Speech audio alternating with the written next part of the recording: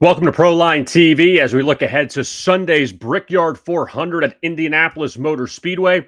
Kevin Rogers with you, and should be a very intriguing race coming up on Sunday. In fact, the last 3 years, this was a road course race, or the 3 years prior to 2024, and then back to the oval last year where Kyle Larson ended up picking up the victory, and right behind him was Tyler Reddick, who led for 40 laps, but ultimately finished second. Ryan Blaney, Christopher Bell, and Bubba Wallace wrapped up the top 5 there. And also, you had 11 cars involved in accidents, including Joey Logano, William Byron, Denny Hamlin, and Alex Bowman. So we'll see if those guys recover coming up this time around. Now let's take a look at the odds for this race and taking a look at some of the favorites. Of course, Kyle Larson at 5-1 after winning last year. Denny Hamlin also at 5-1. So we'll see if he bounces back from what transpired last year at Indianapolis. Also in that mix, Ryan Blaney, Chase Elliott, William Byron.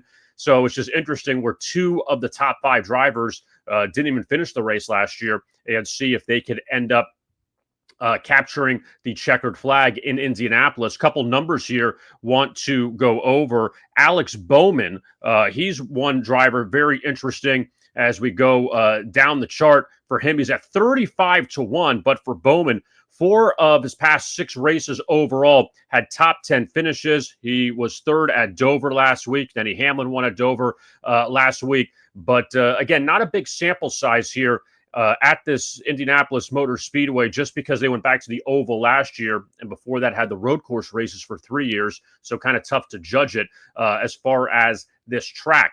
Now let's take a look at some of our best bets for this race coming up on Sunday, and we will begin with a head-to-head. Now, this is a very large spread here in a sense on this money line, where Ty Gibbs, very heavy favorite against Ty Dillon.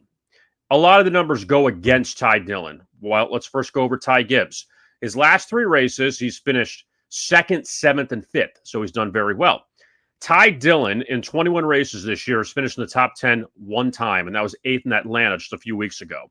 So you say, all right, understandably why Ty Dillon is that big of an underdog here against Ty Gibbs.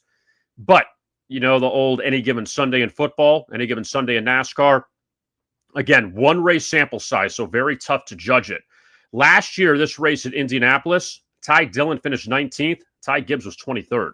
So, again, who knows if we'll have a rewrite again this year. But we saw last year where Dillon finished ahead of Gibbs here, and I just can't lay 280 with any driver. It's just too difficult.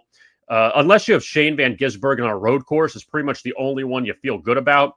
But everyone else, anything can happen. We saw the accidents last year, and a lot of good drivers were knocked out. So I'm going to take the shot with Ty Dillon here at plus 195 against Ty Gibbs, and hope that in the battle of ties that Dillon will end up beating Gibbs. Now let's look at our outright winner. We're going to go with Chase Elliott this week. For Chase Elliott, finished 10th at Indianapolis last year, and had listen to this. He's the hottest driver right now.